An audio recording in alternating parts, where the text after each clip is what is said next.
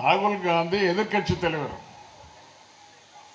எதிர்கட்சி தலைவர் காங்கிரஸ் தலைவர் இல்ல, எதிர்கட்சி எல்லாவற்றுக்கும் தலைவராக இருந்து எதிர்கட்சி தலைவராக தேர்ந்தெடுக்கப்பட்டிருக்கின்ற அவர் பிரதமருக்கான பிரதமருக்கு நேரடியா பதில் சொல்ல வேண்டியவர் எதிர்கட்சி தலைவர். பிரதமருக்கு என்ன தகுதி இருக்கிறதோ சபையில் அந்த அளவுக்கு தகுதி அவருக்கு இருக்குது. பிரதமர் பேசுறது அல்லது அங்க இருக்கிற ஆளுங்கட்சியினர் பேசுவதற்கு பதில் சொல்வதற்கு எழுந்து நின்று இவர் பேச ஆரம்பிக்கிறதுனாலே உட்காருங்கிறாங்க. அந்த ஆளுங்கட்சி உறுப்பினர்கள் தகராறுப்படுவது மட்டுமல்ல, பேரவை தலைவரும் சேர்ந்து அவரை அனுமதிக்கவில்லை.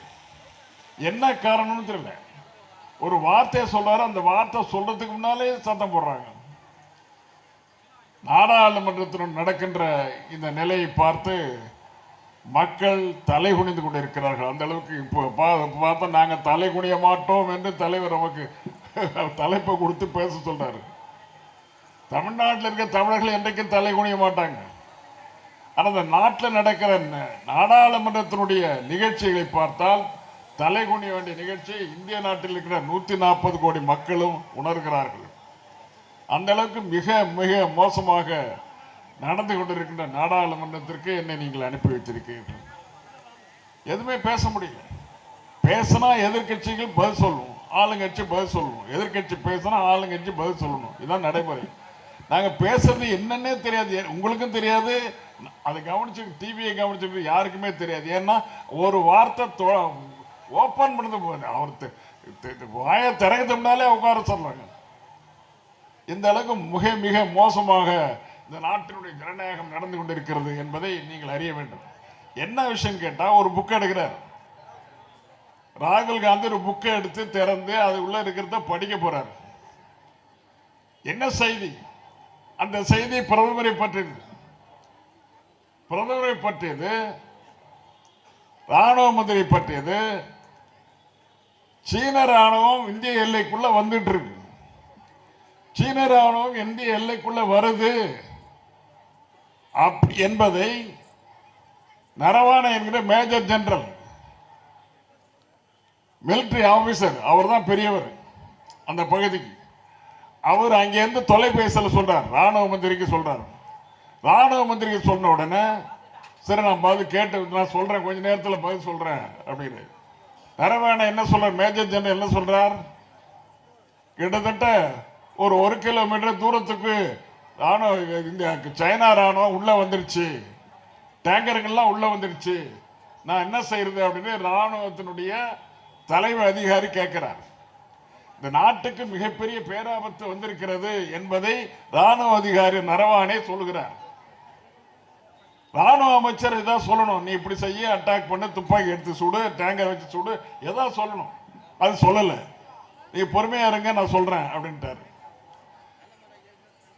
கிட்டத்தட்ட 2 மணி நேரம் 3 மணி நேரம் மேஜர் ஜெனரல் காத்துட்டு இருக்காரு, எங்க எல்லையில காத்துட்டு இருக்காரு, என்ன செய்யறதுன்னு தெரியாம. இந்த நாட்டுக்கு பாதுகாப்பு தர வேண்டிய மேஜர் ஜெனரல் நாட்டினுடைய பார்டர்ல உட்கார்ந்துக்கிட்டு சைனா ராணுவம் உள்ள வரத பார்த்துட்டு இருக்காரு. என்ன செய்யறது கேட்கறதுக்கு தலைமையில இருந்து பிரதம மந்திரி பதில் சொல்லணும், ராணுவ மந்திரி பதில் சொல்லணும், வழி நடத்தணும். பிரதம மந்திரியோ ராணுவ மந்திரி எதுவுமே சொல்லல. இது அந்த புத்தகத்தில் இருக்கு. இது மாதிரி நரவானே கேட்டாரு. கேட்டதற்கு கிட்டத்தட்ட 2.5 மணி நேரம் 3 மணி நேரம் எந்த பதிலும் வரல. கடைசியில ஒரு பதில் வருது. என்ன பதில்னா, நீ என்ன நினைக்கிறியோ அதை செய். ராணுவ மந்திரி சொல்றார், நீ என்ன நினைக்கிறியோ அதை செய். இது கேட்கறதுக்கு 2.5 மணி நேரம் காத்துட்டு இருக்காரு. மிக பதட்டமான சூழ்நிலை. இந்திய நாட்டினுடைய மிகப்பெரிய அச்சுறுத்தல். அது இந்தியா, இந்த நாட்டில் இந்த உலகத்தில் இருக்கின்ற மிகப்பெரிய ஆளுமையாக இருக்கின்ற சைனா அவனுடைய போர் தொடுக்கின்ற நிலை வந்துவிட்டது. ஆகவே உடனடியாக நாம் அதை தடுத்து நிறுத்த வேண்டும் என்று நரவானே என்கின்ற மேஜர் ஜெனரல் சொல்லுகின்ற நேரத்தில் இவர்கள் இருவருமே எந்த பதிலும் சொல்லாமல் 2.5 மணி நேரம் கழித்து நீ நினைத்ததை செய் என்று சொல்கிறார்களே என்று அந்த புத்தகத்தில் போட்டிருக்குது. அந்த புத்தகத்தை படிக்கவே இல்லை ராகுல் காந்தி. நான் எனக்கு தெரிஞ்சதை சொல்றேன், ஏன்னா அந்த பேராவில் தான் இருக்குது. அந்த பேராவை படிக்கிறதுக்கு ஒரு லைன் கூட படிக்க விடல. நரவான எழுதிய புத்தகம் என்று சொன்ன உடனே எல்லாம் எழுதுகிறாங்க. எல்லாரும் 200 பேருக்கு மேல அந்த காங்கிரஸ் பிஜேபி காரங்க அவருடைய தோழமை கட்சிகள்லாம் எழுந்து சத்தம் போடுது. இவங்க பேச விடல. ராகுல் காந்தி நின்றுகிட்டே இருக்காரு, நாங்கெல்லாம் டிபெண்ட் பண்றோம், அவரை பேச விடுங்க. எதிர்கட்சி தலைவர், இந்த நாட்டில் இருக்கிற பிரதமருக்கு என்ன உரிமை இருக்கிறதோ அது எதிர்கட்சி தலைவர் இருக்குது, பேச விடுங்கன்னு சொன்ன அது ஸ்பீக்கரும் அதை கேட்கல. கடைசியில் அட்ஜன் பண்ணிட்டே போறாரு. சபையை ஒத்தி வைக்கிறார். ஒரு தடவை ஒத்தி வைக்கலாம், 2 தடவை ஒத்தி வைக்கலாம், 3 தடவை, கிட்டத்தட்ட 10 தடவைக்கு மேல அவருடைய மைக்கை ஆஃப் பண்றாங்க. எங்கேயாவது உண்டா? ஒரு ஜனநாயக நாட்டில் பேசுறதுக்கு உரிமை தரப்பட வேண்டும். பேச்சுரிமை என்பது ஜனநாயகத்தினுடைய மிக முக்கியமான ஒரு பகுதி.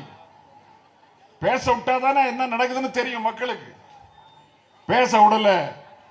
இந்த நாட்டில் இருக்கின்ற பேரவை தலைவர் ஓம் பிர்லா அவர்களும் அவரை பேச விடாம தடுத்து நிறுத்திட்டாரு. கடைசியில் ஸ்டேல்மெட் ஆகி போச்சு. தினந்தோறும் அன்னைக்கு கூட ஒத்திவைப்பு. கிட்டத்தட்ட 1 வார காலமாக நாட்டில் இருக்கின்ற ஜனநாயக அமைப்பு, நேரு சொன்னார், டெம்பிள் ஆஃப் டெமோக்ரசி, ஜனநாயகத்துடைய கோயில் இது என்று பாராளுமன்றத்தை பற்றி நேரு சொன்னார். ஆனால் அந்த கோயில் எப்படிப்பட்ட இழிவு நடக்கிறது, மோசமான முறையில் நடத்தப்படுகிறது, கோயிலுடைய தூய்மை போய்விட்டது. இப்படிப்பட்ட நிலையில் நாங்கள்லாம் இருந்து கொண்டிருக்கிறோம். மக்கள் பார்த்து கொண்டிருக்கிறார்கள். நான் கேட்கிறேன், அன்புக்குரிய பிரதமர் அவர்களே, நீங்கள் வழிநடத்துகின்ற இந்த இந்தியா இப்படி அலங்கோலமாக இருக்கிறது உலகத்தில் இருக்கிறவெல்லாம் பார்த்து சிரிக்க மாட்டார்களா?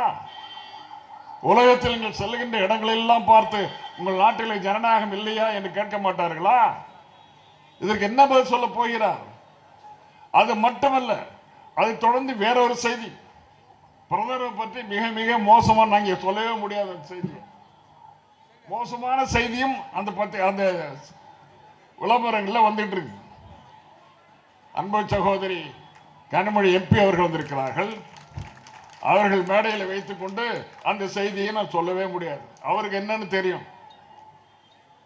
ஏன்னா அந்த அளவுக்கு மோசமான செய்தி இந்த நாட்டினுடைய பிரதமரை பற்றி வந்திருக்கிறது. தன்னை பற்றி சொல்லிட போறாங்க, வெளியில தெரிஞ்சிட போகுது என்று அவர் அந்த அளவுக்கு பயந்து கொண்டு எதிர்க்கட்சி தலைவரை பேச விடவில்லை. 1 நாள் ஆகுது, 2 நாள் ஆகுது, தொடர்ந்து 1 வார காலமாக எதிர்க்கட்சி தலைவர் மறிக்கப்பட்டு இந்த நாட்டினுடைய ஜனநாயகம், பாராளுமன்றத்தில் ஜனநாயகத்தை காப்பாற்ற வேண்டிய ஜனநாயகத்தின் கோயிலாக இருக்கின்ற பாராளுமன்றத்தில் குழி தோண்டி புதைக்கப்படுகிறது சொன்னால் அங்கே நாங்கெல்லாம் போய் என்ன பிரயோஜனம்? எந்த அளவுக்கு மோசமான நிலை இந்த நாட்டில் ஜனநாயகம் கேவலப்படுத்தப்படுகிறது என்பதை தெரிவித்துக் கொள்வதற்கு இது போல கூட்டங்கள், பல கூட்டங்கள் போடணும். பல பேருக்கு தெரியாது நான் என்ன சொன்னேங்கிறது இப்பதானே புரியும் உங்களுக்கு. இந்த நாட்டில் இருக்கிற ராணுவ அமைச்சகம் இந்த நாட்டில் இருக்கிற ராணுவத்தை செயல்பட விடாமல் அவர்களை தடுக்கிறார்கள். இந்த நாட்டினுடைய பிரதமரே ராணுவம் செயல்படக்கூடாது என்கின்ற அவர்களை தடுக்கின்ற நிலை இருக்கிறது சொன்னால் இது கேவலமாக இல்லையா? இதை பற்றி நம்முடைய மக்கள் எந்த அளவுக்கு சிந்தித்து பார்த்து செயல்பட வேண்டும் என்பதற்கு இந்த நிகழ்வு மிக மிக முக்கியமான நிகழ்வாக இருக்க வேண்டும் என்று நான் கேட்டுக்கொள்ள விரும்புகிறேன்.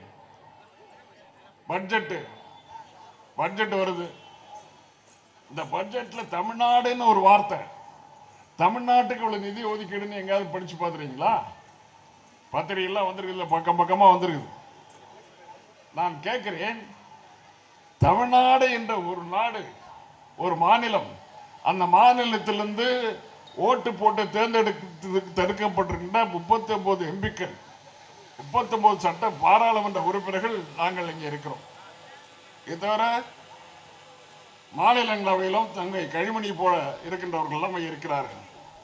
கிட்டத்தட்ட 40 பேர் தமிழ்நாட்டிலிருந்து போயிருக்கோம். 40 பேர் எங்களுடைய தமிழ்நாட்டிற்கு என்ன நிதியை வழங்கியிருக்கிறீர்கள்? இந்த நாட்டினுடைய நிதியமைச்சராக இருக்கின்ற தமிழ்நாட்டின் சொந்தக்காரர் தான். ஆனா அவரே தன் தமிழ்நாட்டிற்கு எந்த நிதிக்கு அள்ளி போட வேண்டாம், கிள்ளியாவது போட இருக்க வேணாமா? நான் சுருக்கமாக சொல்லுகிறேன். எவ்வளவு திட்டம், ஒரே ஒரு திட்டம் அறிவிச்சாங்க. மதுரையில் எய்ம்ஸ் காலேஜ், எய்ம்ஸ் மருத்துவமனை, கல்லூரி, இது ரெண்டும் கட்டுவதற்கு 2200 கோடி ரூபாய் செலவில் அவர் தான் அடிக்கல் நாட்டினார். 2019 தேர்தலுக்கு கொஞ்ச நாளைக்கு முன்னால அடிக்கல் நாட்டினது அப்படியே தான் இருக்குது. அந்த ஒத்த கல்லுக்கு மேல இன்னொரு கல்ல இன்னும் எடுத்து வைக்கல.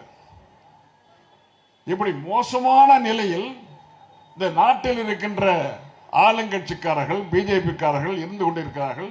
தமிழ்நாட்டை புறந்தழுகிறார்கள், புறக்கணிக்கிறார்கள். தமிழ்நாடு புறக்கணிக்கப்படுகிறது என்பதை தமிழ்நாடு தலை குனியாது என்று சொல்கின்ற நேரத்திலேயே இது புறக்கணிக்கப்படுவதை தடுத்து நிறுத்த வேண்டும் என்று தலைவர் கலைஞர், தலைவர் தளபதியார் அவர்கள் இன்டைரக்டா சொல்லியிருக்காரு. அதான் மதுரை எய்ம்ஸ் வரல. எத்தனை வருஷம் ஆச்சு? 5-6 வருஷம் ஆச்சு. இது வரைக்கும் அது என்ன இருக்கு, என்ன நடக்க போகுதுன்னு தெரியல. ஒரு கட்டிடம் கூட எழுப்பப்படல, காம்பவுண்ட் வால் கூட கட்டல. போதுமா? இந்த மாதிரி மிக மிக மோசமான முறையில் ஒன்றிய அரசு நம்மை நடத்தி கொண்டிருக்கிறது என்பதை நீங்கள் உணர வேண்டும். அது மட்டும் இல்ல, மெட்ரோ ரயில் திட்டம் கோயம்புத்தூருக்கும் மதுரைக்கும் மெட்ரோ ரயில் திட்டம் கேட்டோம்.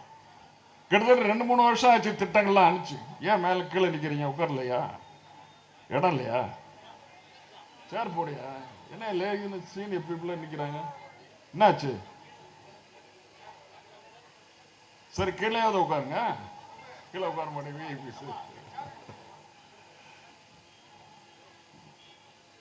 என்னுடைய அன்புக்குரிய நண்பர்களே, பெரியவர்களே, ஒரு மிகப்பெரிய திட்டம். அந்த திட்டம் இதுவரை மதுரையிலே வரவில்லை, கோயம்புத்தூரிலே வரவில்லை என்று நாங்கள் கேட்கிறோம். மெட்ரோ ரயில் திட்டம் 3 வருஷம் கழிச்சு பதில் வருது இல்லைன்ட்டு. ஏன் இல்லை அப்படின்னு கேட்டா, அது கொடுக்க முடியாது. ஏன்னா 20 லட்சம் மக்கள் தொகை இல்லை, கோயம்புத்தூர்ல 20 லட்சம் மக்கள் தொகை இல்லை, மதுரையில் 20 லட்சம் மக்கள் தொகை இல்லை. அப்படின்னா 20 லட்சம் மக்கள் தொகை இல்லைன்னா எப்ப இல்லை? 2011 சென்சஸ், 2011 மக்கள் தொகை கணக்கு எடுக்கிறாங்க. அதுக்கப்புறம் யாருமே குழந்தை பார்க்கலையா? 2011 எங்க, இப்போ என்ன? கிட்டத்தட்ட 13 வருஷத்துக்கு பிறகு அதே மக்கள் தொகை தான் இருக்குமா? ஒரு குடும்பத்துல கூட ஒரே மக்கள் தொகை, ஒரே 5 பேர் இருந்தாங்கன்னா 5 பேரோட இருக்க மாட்டாங்க, 10 பேர் ஆயிடுவாங்க 20 வருஷத்துல. இவ்வளவு மோசமான நிலையில் அவர்கள் பதில் சொல்கிறார்கள். 2011 சென்சஸ் பிரகாரம் 20 லட்சம், இப்ப அதிகமா இருக்கிறது தெரிஞ்சு கூட அவங்க என்ன பண்றாங்க? 20 லட்சம் மக்கள் தொகை இல்லை, ஆகவே உங்களுக்கு திட்டங்கள் 2 திட்டமும் கிடையாதுன்னு சொல்லிட்டாங்க. நான் கேட்கிறேன், இதை விட மிக மிக குறைந்த ஜனத்தொகை கொண்ட நவி மும்பையில் இருக்கின்ற ஒரு பகுதி, அந்த பகுதிக்கு இதே திட்டம், மெட்ரோ ரயில் திட்டம் கொடுக்கப்பட்டிருக்கிறது. ஆக்ராவுக்கு கொடுக்கப்பட்டிருக்கிறது. ஆக்ரா மட்டுமல்ல, புவனேஸ்வருக்கு கொடுக்கப்பட்டிருக்கிறது. இப்படி சிறிய சிறிய நகரங்களுக்கெல்லாம், நீங்கள் இந்தூருக்கு கொடுக்கப்பட்டிருக்கிறது. இப்படி 3-4 இடங்களுக்கு மெட்ரோ ரயில் திட்டத்தை வழங்க நீங்கள் ஏன் மதுரைக்கும் கோயம்புத்தூருக்கும் வழங்கவில்லை என்று கேட்பது எங்களுடைய உரிமை. இந்த உரிமையை நாங்க பேசினா தானே பேச முடியும், கிடையாது. அது மட்டுமல்ல, மிகப்பெரிய போலிகளாக இந்த நாட்டில் இருக்கின்ற ஒன்றிய அரசு இருந்து கொண்டிருக்கிறது. எப்போது பார்த்தாலும் ஒரு வரியை போட்டுட்டே இருக்காங்க. எந்த வரினா அந்த வரியிலிருந்து நமக்கு பங்கே வராது, கேட்கவும் முடியாது. சட்டப்படி அந்த வரி போட்டா மத்திய அரசு மட்டும்தான் எடுத்துக்கும். அது என்ன வரி? செஸ் வரி. ஒரு இலாக்காவுக்கு நிதி போதல் சொன்னா செஸ் வரி போடுவாங்க, தனி வரி. அந்த செஸ் வரி போட்டா அந்த இலாக்காவுக்கு மட்டும்தான் அது போகும். வேற இலாக்காவுக்கு அனுப்பக்கூடாது, வேற மந்திரிக்கு அனுப்ப முடியாது. வசூல் பண்ணுவாங்க, வசூல் பண்ணி கஜானாவில் வைப்பாங்க. கஜானா வைக்கிறது எங்க போகும்னா, பெட்ரோல்னா பெட்ரோலியத்துறைக்கு போகும், கல்வினா கல்வி செஸ் போட்டா கல்வித்துறைக்கு போகும். ஆனால் இந்த செஸ் வரி போடப்பட்ட செஸ் வரி 1975 இருந்து செஸ் வரி போட்டுட்டு இருக்காங்க பெட்ரோலியத்துறைக்கு. 2,98,000 கோடி வசூலாயிரம். எவ்வளவு? 2,98,000 கோடி வசூல் செய்யப்பட்ட செஸ் வரி பெட்ரோலிய துறையில் இருக்கின்ற OIDB என்கின்ற நிறுவனத்துக்கு போகணும், ஆயில் இண்டஸ்ட்ரீஸ் டெவலப்மெண்ட் போர்டு. எண்ணெய் வளர்ச்சி கழகத்துக்கு அது போகணும். எண்ணெய் வளர்ச்சி கழகத்துக்கு ஏன் கொடுக்கணும்னு சொன்னா அந்த அந்த ஓஏடிபி கிட்ட பணம் இருந்து சொன்னா திட்டங்களை கொண்டு வரலாம். இப்ப 80% இறக்குமதி செய்யப்படுது. பெட்ரோலியத்துக்கு தேவைப்படுகின்ற கச்சா எண்ணெய் ரஷ்யாவிலிருந்து, வெனிசுலாவிலிருந்து, அமெரிக்காவிலிருந்து, பல நாடுகளில் இருந்து இறக்குமதி செய்யப்படுது. 80% இங்கே உற்பத்தி செய்ய முடியல. ஆனா இந்த ஓஏடிபிக்கு இந்த பணம் 2,98,000 கோடி போயிருந்தா அங்கே புதிய துறப்பான பணிகளை நாம் நடத்திருக்கலாம். அதை செய்யல. ஏன் செய்யல? வேண்டும் என்றே செஸ் வரி போடப்படுகிறது. கல்விக்கு செஸ் வரி போடப்படுகிறது. மாதிரி பல திட்டங்களுக்கு போடப்படுகிற செஸ் வரி எல்லாம் பொதுவாக இருக்கின்ற கஜானாவுக்கு, நிர்மலாவினுடைய கஜானாவுக்கு தான் போகுது. நிதித்துறையினுடைய கஜானாவுக்கு தான் போகுது. நீதித்துறைக்கு கஜானாவுக்கு போறது திரும்பி வர்றதில்லை. அந்த சம்பந்தப்பட்ட துறைக்கு போடுது. அது மட்டும் இல்ல, செஸ் வரி ஒரு குறிப்பிட்ட காலத்துக்கு தான் போடணும். 6 மாசம் போடலாம், 1 வருஷம் போடலாம், ஏதோ 1 வருஷம் 2 வருஷம் போடலாம். ஆனா தொடர்ந்து செஸ் வரி 50 வருஷமா போடப்பட்டு 2,98,000 கோடி பெட்ரோலியத்துறைக்கு போக வேண்டியது போகலன்னா உங்களுக்கு எப்படி விலை குறையும்? பெட்ரோல் விலை எப்படி குறையும்? டீசல் விலை எப்படி குறையும்? இதெல்லாம் பொது வழியில கேட்பது நம்முடைய கடமை. நாட்டினுடைய பொருளாதாரம் சென்ற வருஷத்துல பட்ஜெட் போடும்போது என்ன இருக்கு? ஒட்டுமொத்த பொருளாதாரம் 10.2% தான் இருக்குன்னு சொன்னாங்க. 10.2% சொல்றாங்களா? அம்மா எல்லாம் சொல்றாங்களா? கரெக்டா தான் இருக்குன்னு நினைச்சோம். ஆனா கடைசியில ஆண்டு முடியும் போது 8.2% தான் இருக்குது என்று நம்முடைய நாட்டில் இருக்கின்ற அறிஞர்கள் சொன்னது மட்டுமல்ல, இந்த நாட்டினுடைய பிரதமரே சொன்னார். 10.2 இல்ல 2% குறைஞ்சிச்சுன்னு சொன்னாரு. அதுவாது உண்மையான்னு பார்த்தா கடைசியில பார்த்தா 7.2% தான். இதைத்தான் IMF, இன்டர்நேஷனல் மானிட்டரி ஃபண்ட் என்று அகில உலக நிதியம் ஒரு நாடு பற்றாக்குறையில் இருந்துதான் அந்த IMFல போயிட்டு பணம் கேட்டு வாங்கிட்டு வருவாங்க. அது அந்த தகுதியை பொறுத்து இருக்குது. பேங்க்ல போய் கடன் கேட்கணும்னா அவருக்கு ஒரு சொத்து இருக்குதா, அது இருக்குன்னு எல்லாம் கேட்க தகுதி இருக்கு. அதே போல அந்த நாட்டுக்கு தகுதி நிர்ணயிக்கின்ற அந்த IMF என்ன சொல்றது சொன்னா, இவங்க சரியாவே கணக்கு கொடுக்கறது இல்ல, உலகம் முழுவதும் சிறப்பா சிரிக்குது இந்தியாவுடைய நிதிநிலை பற்றி அவர்கள் வெளியிட்ட அறிக்கை எல்லாமே தப்பா அறிக்கை கொடுக்குறாங்க. இவங்களை A கிரேடும் கிடையாது, B கிரேடும் கிடையாது, C கிரேட்ல கொண்டு வந்து வச்சிருக்கான். அகில உலகத்திலையும் இந்தியாவினுடைய ஒட்டுமொத்த நிதிநிலை எப்படி இருக்குன்னா C கிரேட் 3ஆம் தளத்தில் இருக்கிறது. எப்படி கடன் கொடுப்பான் வெளிநாட்டில்? இப்படிப்பட்ட நிலை, மோசமான நிலையில் இந்த நாட்டை ஆண்டு கொண்டிருக்கின்ற நம்முடைய பிரதமர் இப்ப மோசமாக தன்னுடைய கேரக்டரே அசிங்கப்படுகின்ற அளவிற்கு, பத்திரிகையில் வருகின்ற அளவுக்கு இன்றைக்கு நாட்டினுடைய போக்கு போய்கொண்டிருக்கிறது. வெளியில சொல்ல முடியாத செய்திகள்லாம் இருந்து கொண்டிருக்கிறது. ரயில்வே திட்டங்கள் போன வருஷம் 31,450 கோடி ரயில்வே திட்டத்துக்கு ஒதுக்கீடு செஞ்சாங்க. அது எவ்வளவு தமிழ்நாட்டுக்கு வந்து பார்த்தா 301 கோடி. 301 கோடி 1% கூட இல்ல. 100 ரூபாய்னா 1 ரூபாய் கூட இல்ல. 0.95%. இந்த 0.95% இந்திய ரயில்வேல என்னுடைய ஒட்டுமொத்த ஒதுக்கீட்டில் தமிழ்நாட்டுக்கு வந்திருக்குது. இது கேவலம் இல்லையா? இது மிக மிக மோசம் இல்லையா? நம்ம எவ்வளவு வரி கொடுக்கிறோம்? 1 லட்சம் கோடி, ஆண்டு ஒன்றுக்கு 1 லட்சம் கோடி குறையாமல் வரியை கொடுத்திருக்கிறோம். ஆனால் நமக்கு ரயில்வேக்கு ஒதுக்கப்பட்ட, சென்ற ஆண்டு ஒதுக்கப்பட்ட நிதி 301 கோடி தான். இப்படி சொல்லிக்கிட்டே போகலாம். நேரம் இடத்துல என்ன வேற, சைதாப்பேட்டை வேற போகணும். எங்க பார்த்தாலும் கூட்டம். தலைவர் எங்க பார்த்தாலும் கூட்டத்தை அறிவிச்சிருக்காரு. அந்த அளவுக்கு கூட்டம் எங்க பார்த்தாலும் நடந்துட்டு இருக்குது. ஏன்னா தேர்தல் சூடு பிடிக்க ஆரம்பித்து விட்டது. இந்த நிலையிலே நாம் மிக மிக தெளிவாக சொல்லிக்கொள்ள விரும்புவதெல்லாம், நாட்டினுடைய பொருளாதார நிலைமை இப்படி இருக்கிறது. நம்முடைய அன்பு தங்கை சகோதரி அவர்கள் வந்திருக்கிறார்கள். அவர்கள் விளக்கமாக சொல்ல நிறைய அந்த பார்லிமெண்ட்டை பற்றிலாம் அவங்க நல்லா சொல்லுவாங்க. ஏன்னா அவங்க டெய்லி கிளீனாக வாட்ச் பண்ணிட்டு இருக்காங்க. சோமண்ணன் பொண்ணு போன தடவை MP இருந்தார் உங்கள் ஊரில். நான் வடசென்னையில் இருந்தார்.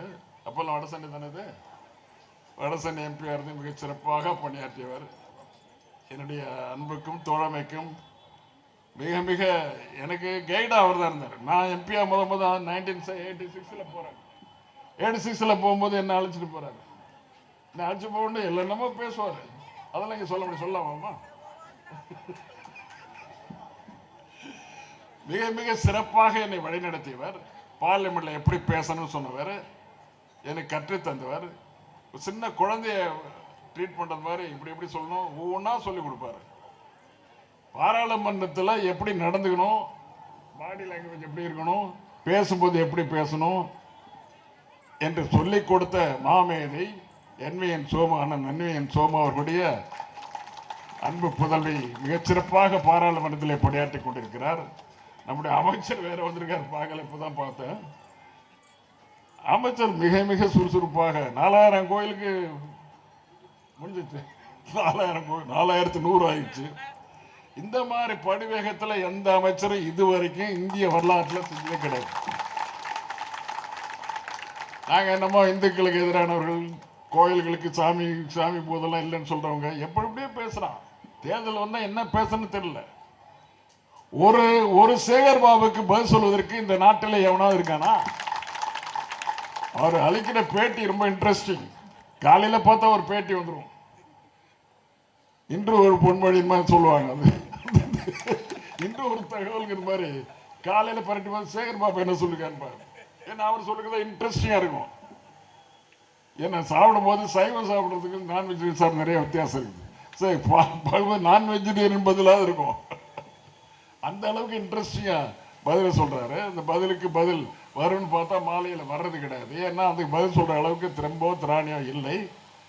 இருக்கிற ஒவ்வொரு தமிழனும் தலை குனிய கூடாது என்று தலைவருக்கு தளபதியார் அவர்கள் சொல்லியிருக்கிறார் என்றால் தலை குனிய வேண்டிய அவசியம் இல்லை. நாம் எல்லாம் செய்திருக்கிறோம். ஒரு ஒதுக்கப்பட்ட துறை இந்து சமயத்துறை, இந்து சமயத்துறை அந்த அமைச்சர் பொறுப்பை எடுத்துக்கிட்டு இது எப்பவுமே அதுல பத்தி தகவல் வெளியில வராது. அதை பற்றி எதுவும் கவலைப்பட மாட்டாங்க. ஆனால் அப்படிப்பட்ட ஒதுக்கப்பட்ட ஒரு துறையில் 4100 கும்பாபிஷேகங்களை 5 ஆண்டுகளில் செய்திருக்கிறார் சொன்னால் அது மிகப்பெரிய பாராட்டு அவருக்கு போய் சேர வேண்டும். இதுக்கெல்லாம் பெண்கள் வாக்களிக்க மாட்டாங்களா? சிரிக்கிற, இதுக்கெல்லாம் பெண்கள் வாக்களிக்க மாட்டாங்களா? எவ்வளோ செய்திகள் சொல்லலாம், எவ்வளோ சாதனைகளை சொல்லலாம். ஒவ்வொரு சாதனையும் தலைவர் சொல்லிட்டே இருக்கார். அந்த சாதனைகளை கடந்து இப்படிப்பட்ட சாதனைகளை எவரும் நிகழ்த்தவில்லை. அப்படி நிகழ்த்தி விட்டு வந்திருக்கின்ற நம்முடைய மாவட்ட கழக செயலாளர் சேகர் பாபு அவர்கள் இங்கே பேச வேண்டும். எனக்கு நிறைய வேலை இருக்குது, வேலை இருக்கிறதுனால இங்கே வர்றதில்லை. ஆனால் வரலன்னு பல பேர் கோவிச்சுட்டு இருக்கீங்க. அது மாதிரி நினைக்காதீங்க. நான்